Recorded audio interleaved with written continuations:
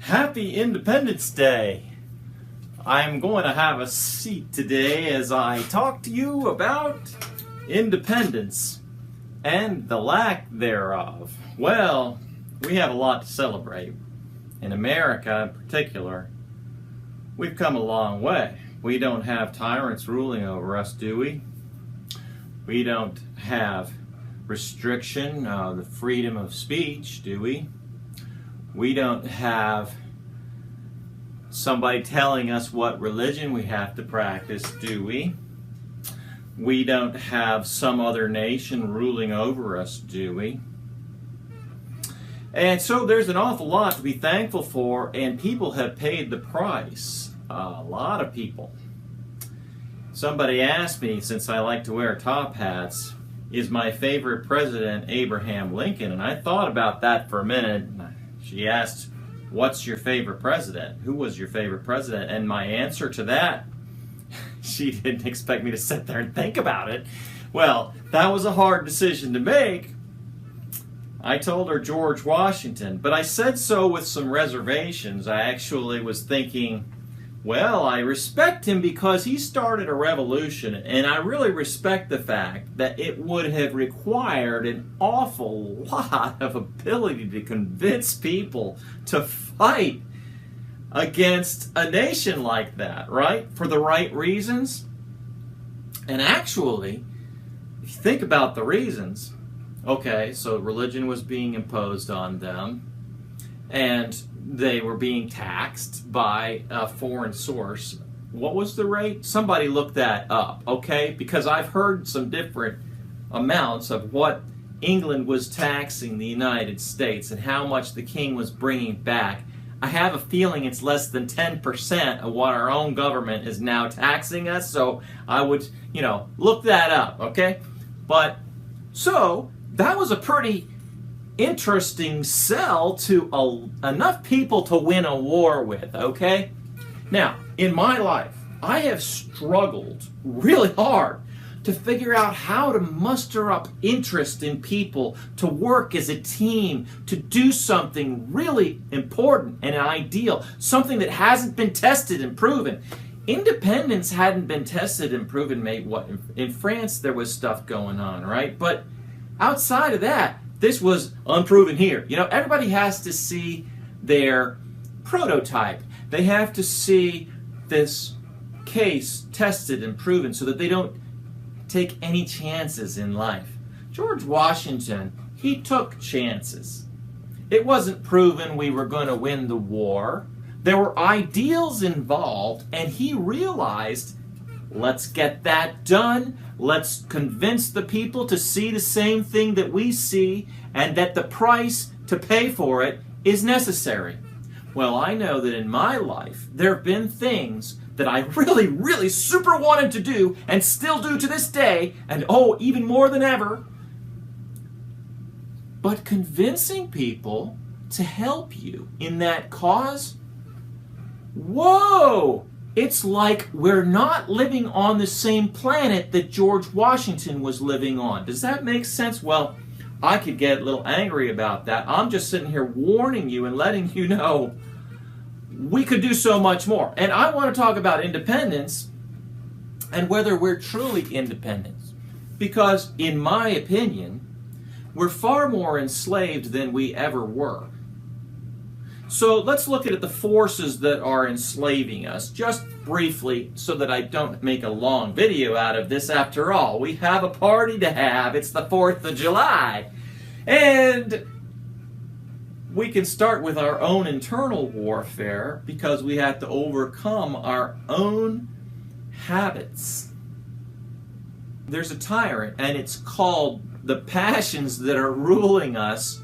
And instead of being free to live the lives that we want to, our habits are enslaving us, aren't they? So let's all admit that. Now that's a war that each one of us can fight individually. We don't have to try to recruit in an army to do that like George Washington, my hero, did. No.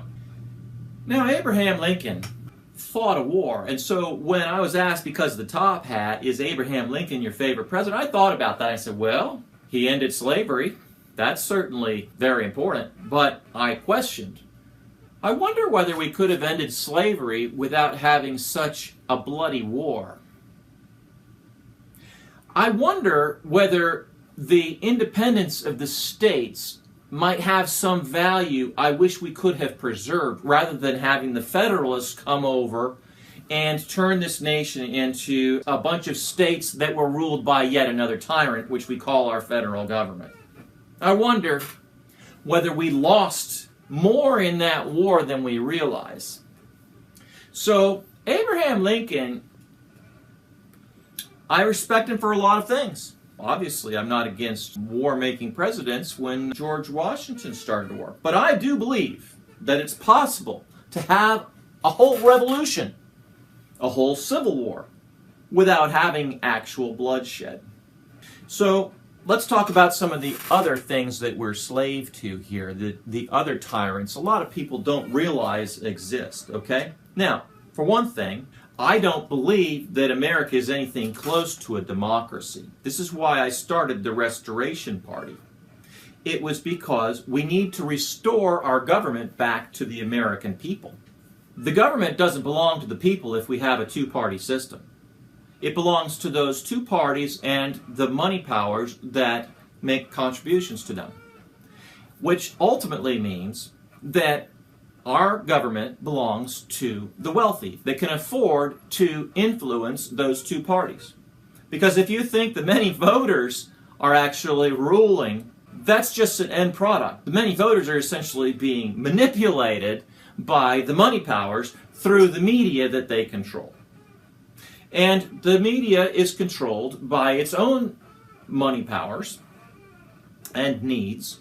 It needs to make money, it needs to work and to support its own base. So you've probably noticed that the media is divided into a left and right syndrome, I don't know what you want to call it, but it's very dysfunctional, okay? Where you've got twist in this direction that's making the Republicans look bad, and twist in that direction that's making the Democrats look bad. And it's as much mud as you can throw on either side, and people are eating it up, only consuming from one side or the other. That's what you call a divided nation. Now, do you think that that's what George Washington was fighting for? I guarantee that that is not the case.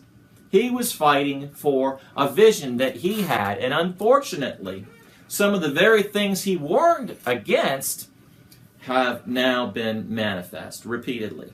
And this problem with the media, the other problem is, well, what exact money powers are we talking about? We're talking about something that's been called for a long time a military-industrial complex. I don't want to just toss out words. You have people who profit from war that are actually running this country, and they are ruling both the Democrat and Republican parties. That's not what the people want, is it? So therefore, we are being ruled by tyrants, people who are doing the very thing that we wish that they wouldn't do. They're forcing us to go to war. Does any of us want that? No. It's what's happening, though. Look at it, analyze it, and think about it. But that's just one form of tyranny. There's something that goes even deeper than any of that. And it has nothing to do with the Restoration Party that I would have started if I had help. And it doesn't have to be about me. There's no Restoration Party that has anything to do with me. I just happen to have had ideas about, okay, here's what you could do now with the system, given the fact that this amount of tyranny is recognized by most people. There's other forms of tyranny that people don't even realize are tyranny. They don't even realize what type of slavery that is. I already mentioned the problem of the passions that we have as humans, where we're slave to our own habits, okay? We don't really think of that as a form of slavery, but it actually very much is.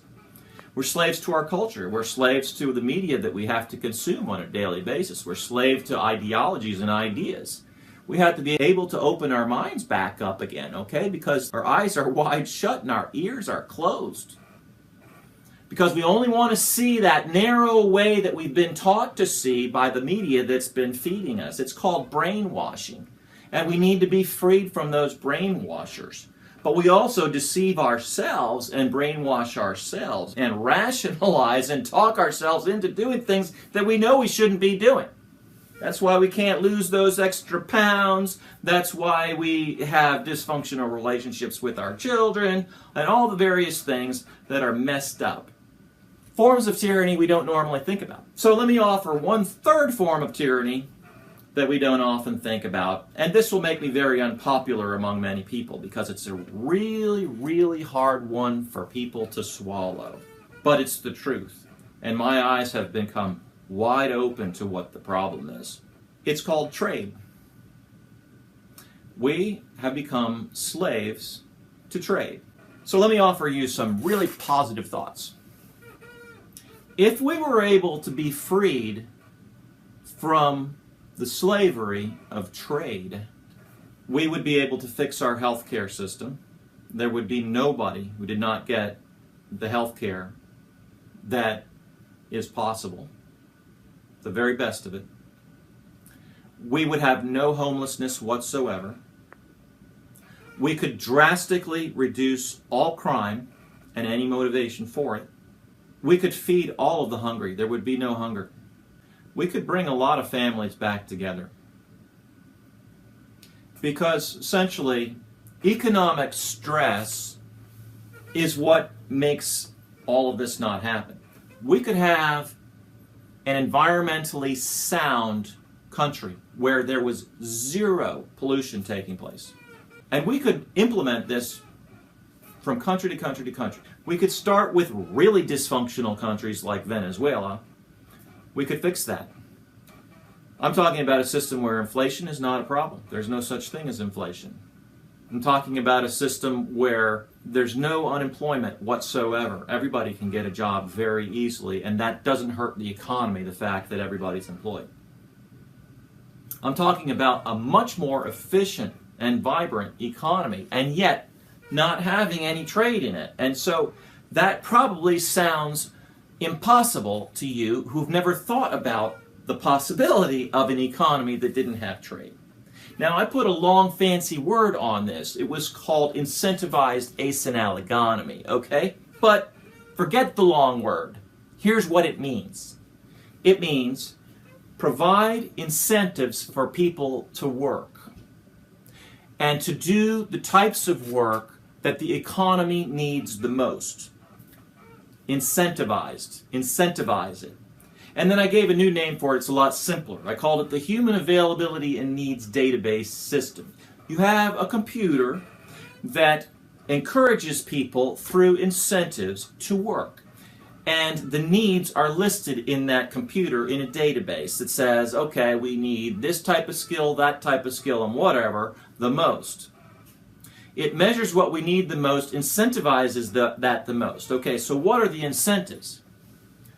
You earn the privilege to get what you need.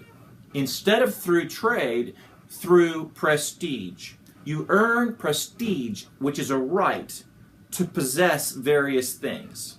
You can possess those things if you've earned them. If you haven't earned them, you don't have the right to receive them. So if you go to the grocery store and you have a certain level of prestige because you've done your work, then you can take whatever it is that you have qualified yourself to receive. And you receive it. You've earned it. That's an incentivized, tradeless system because when you have earned it, you have a permanent right and you receive things, but you don't have to pay for them. You already paid for them when you did your work, when you earned it, when you earned the rights. Prestige is never lost. It's a different type of a currency. In the current currency that we have, and people rarely think about this, but every time you make a trade, you lose something. It may be, in rare circumstances, that the thing that you trade for the thing that you want even more a little bit is something that you didn't want at all, okay? In fact, it might even be something that you really want to get rid of for some reason. That's rare, but it does happen sometimes. But in the vast majority of cases, trade is actually the fundamental problem that's causing tyranny over the entire United States and over every country in this world. trade is the tyranny. It's because we didn't think outside of the capitalism box or the socialism box. We couldn't open up our minds to something that might just work better. So I created a whole frequently asked questions section on the jamescarvin.com website that you could look through. And if you have any other objections that are not met as I'm describing this human availability needs database system, let me know. I would be happy to discuss them with you because I created a system of checks and balances in a tradeless economy. And I've had people that have had objections, but they never gave me a chance to meet those objections. They just run off with their criticism, and then that's it. Because they can't imagine something that radically new. But I'm telling you right now, there would be zero unemployment. There would be zero homelessness. There would be zero problems with healthcare. Zero. We have the resources that we need in order to meet every need. We just don't have an organized system that accomplishes it. Technological advance. That's something else that would be awesome if we could simply open our minds and give this a chance. Because every time somebody has a new idea, that idea always has to be tested and proven, and besides that, you have to turn a profit in order to implement it. In the human availability needs database system, profit is never required. There does need to be some systematic way of making sure that we don't run out of limited resources. Outside of that, there's not a problem with the limitations of trade. I cannot tell you how many ideas I have had in my life that I could not implement because I did not have the money to do it. In fact, my whole life is a story of unfulfilled dreams because I didn't have two things: people with vision and commitment to take up an idea and just give the time until the idea came to fruition, like George Washington did. And the money. It's always about the money, because I have to prove to somebody that here's your return on investment, Mr. Angel Investor, Mr. Venture Capitalist, Mrs. Investor, what have you. In the human availability needs database system, it operates the way that heaven does, if you want to think about it that way. In heaven, you come and you drink your wine and your milk without cost. Oh, there's a price paid. There's a price paid, but it's already been paid, and it's once for all. This is the model for the hand system. And if you want the answers, I'm giving them to you. But if you want a revolution, you're going to have to help. Because like George Washington, I can't just fix all of this by myself. I need an army of people.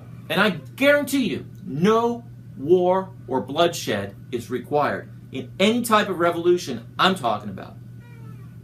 So, you're slaves to your sin. You're slaves to the media and the powers that exist in the United States. Hurrah! Am I so proud of that? Well, there's a lot to be proud of, because it's not like we accomplished nothing over the years. And we're slaves to things that we haven't really much thought about in the past, but there's solutions just around the corner if only you had the political will to implement them. I am James Carvin. Today is the 4th of July. I normally like to dress like my hero George Washington, but he also was a man of bloodshed.